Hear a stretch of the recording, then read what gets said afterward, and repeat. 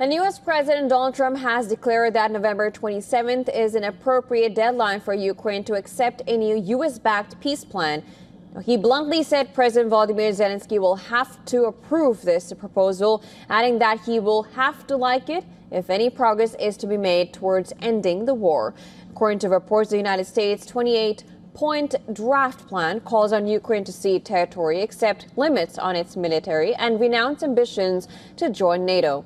It also contains some provisions that Russia might oppose, such as requiring Russian forces withdraw from some captured areas. Have to like it, and if he doesn't like it, then they should just keep fighting, I guess. Yeah, we have a way of getting peace, or we think we have a way of getting peace. He's going to have to approve it. Because I have a very good relationship with President Putin, I thought that would have been maybe quicker, but it does take two to tango, and now you just see all the death. And, it doesn't affect us other than the fact that we don't want to see all those people. That this is a war that should have never happened, and it wouldn't have happened if I were president. But we're trying to save a lot of lives. They're losing 25, think of that, 25,000 lives over the last short period of time. That's Ukrainian and Russian, and it's a shame.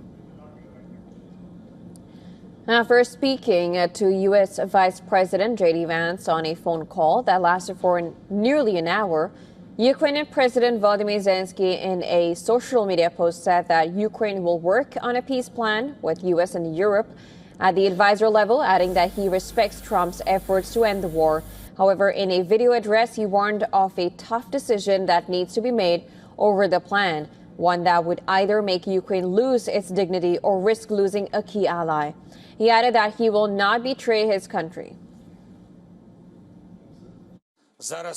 Right now is one of the most difficult moments in our history. The pressure on Ukraine is one of the hardest. Ukraine may face a very difficult choice, either the loss of dignity or the risk of losing a key partner, either the complex 28 points or an extremely harsh winter, the harshest, with further risks. Russian President Vladimir Putin said the U.S. plan could form the basis of a settlement, but added that Kyiv is still under illusions. He called for details to be discussed before any agreement.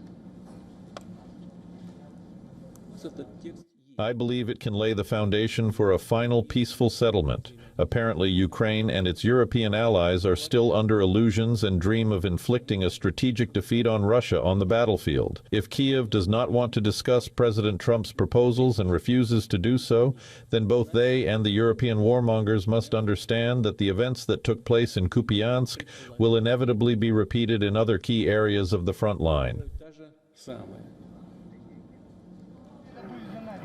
Putin's comments come as Russian troops claim fresh gains. Drone footage from newly claimed Kupiansk and Kyiv shows explosions and uniformed soldiers holding Russian flags. On the other hand, Ursula von der Leyen has announced that EU leaders will convene this Saturday to discuss Ukraine with follow-up talks at the G20 and a EU-African Union summit.